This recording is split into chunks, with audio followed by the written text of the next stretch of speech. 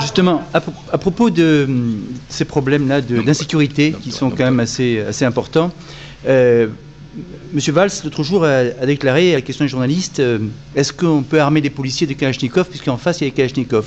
Il a répondu surtout pas, on n'armera pas les policiers de Kalachnikov. Que pensez-vous de cette attitude où les policiers ont moins de moyens finalement que les voyous qu'ils doivent combattre? Bonne question. Un exemple, je suis conseiller municipal à Hénin-Beaumont. Avant-hier, la BAC arrête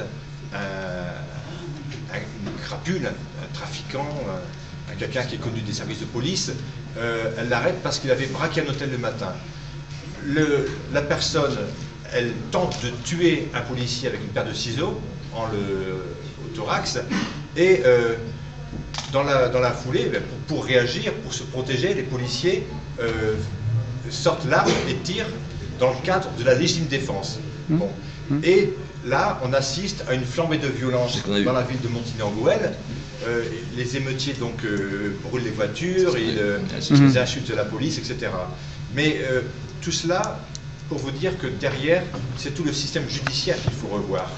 Parce qu'on a beau faire tout ce que l'on veut, on peut armer les policiers de Kalachnikov, on peut faire appel à l'armée, mais si derrière les délinquants sont relâchés, si derrière on supprime les peines planchées, si derrière on supprime les tribunaux pour mineurs, si derrière on s'en prend au système carcéral parce que l'on est on est dominé par la pensée unique qui consisterait à faire la part belle au laxisme, parce que c'est ça en fait, c'est le laxisme.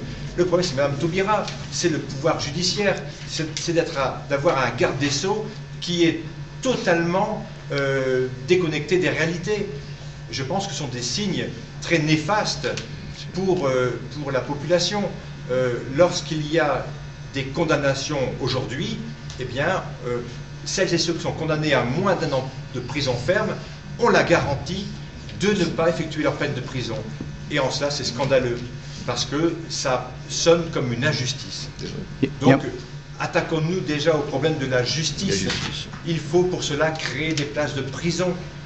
Il faut que la justice soit beaucoup plus rapide, et il faut surtout garantir la sûreté de la peine. Et vous verrez que si on a une justice qui fait preuve vraiment de justice, eh bien, nous aurons la possibilité d'endiguer le problème de la sécurité. Et il y a aussi le problème de l'immigration, qui est un facteur d'insécurité. Justement, est-ce que le Front National peut demander éventuellement la démission de Mme Taubira par rapport à des actions, disons, qui incitent, qui est une apologie de la violence, une apologie à la voyoucratie quand même?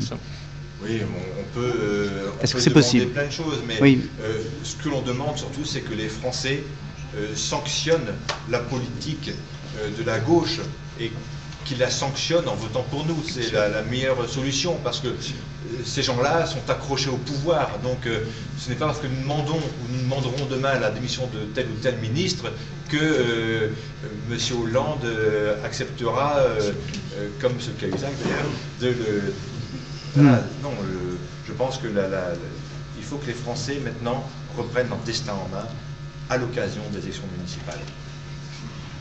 Olivier Orsini pour François, vous êtes ici pour présenter les candidats aux municipales. Qu'en est-il sur Nice, où semble-t-il une certaine cacophonie après avoir soutenu M. Nopry, ensuite M. Goniche?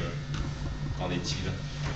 Alors, est-ce que le candidat sera connu Nous avons évoqué les candidatures municipales dans le département. Pour Cannes, donc, Catherine Dorten a été investie dernièrement par la commission d'investiture. Pour Grasse, Jean-Marc De Giovanni a été investi. Pour Cagnes-sur-Mer, Gérard Van der Borck a été investi. Pour le Canet, il s'agit de Julien Clos. Pour Menton, Lydia Chenardi, ici à ma gauche, a été investi. Pour Valoris, Robert Crépin a été investi avant-hier.